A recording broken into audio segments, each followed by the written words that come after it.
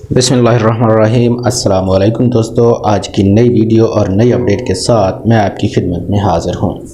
آج کی یہ جو خبر ہے، سکول نجکاری ہائی کورٹ میں پٹیشن سماعت کے لیے منظور ہو چکی ہے۔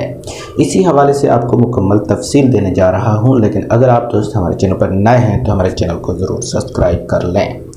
خصوصی رپورٹ کے حوالے سے ہائی کورٹ پرنسپل سیٹ کے جج جسٹس راہیل کامران شیخ نے 13,000 سرکاری سکولز کی NGOز اور پنجاب ایجوکیشن فاؤنڈیشن کو فروخت کے خلاف اساتذہ ٹیچرز الائنس پنجاب کی پٹیشن سماعت کے لیے منظور کرتے ہوئے وزارت تعلیم اور ایڈوکیٹ جنرل کو نوٹس جاری کر کے 4 جون کو پٹیشن کا شکوار جواب طلب کر لیا گیا ہے۔ اسی حوالے سے آپ کو بتاتا چلوں کہ اس پٹیشن میں ٹیچرز الائنس پنجاب کی چیئرمین صوفی رمضان انقلابی اور سیکرٹری جنرل فہیم فضل نے دائر کی ہے یہ پٹیشن، اور اس میں دائر کی گئی تھی عدالت نے یہ قرار دیتے ہوئے کہ ہر شہری کو مفت تعلیم دینا ریاست کی آئینی ذمہ داری ہے۔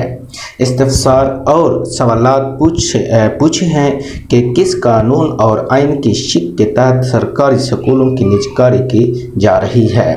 3 افراد مل کر کیسے کروڑوں روپے مالیت کے سکولز بلڈنگز تعلیم کے نام اپنی تحویل میں لے سکتے ہیں؟ کروڑوں مالیت کے سرکاری بلڈنگز کی نجکاری کیسے ممکن ہے؟ پنجاب ایجوکیشن فاؤنڈیشن کو پہلے دیے گئے سکولوں کے اساتذہ کی تعلیمی قابلیت اور تنخواہ کتنی ہے، اور اس بابت سیکرٹری تعلیم مفصل جواب جمع کرائے۔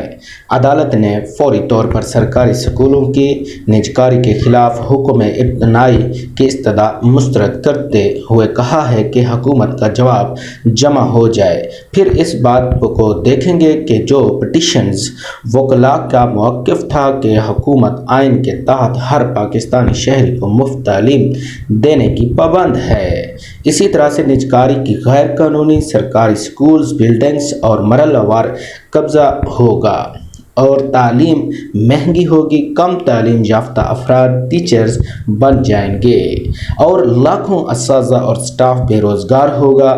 یہ فیصلہ کل عدم قرار دیا جائے۔ یہ تھی پٹیشن جو کہ سکول نجکاری ہائی کورٹ میں پٹیشن کی سماعت کے لیے منظور ہو چکی ہے۔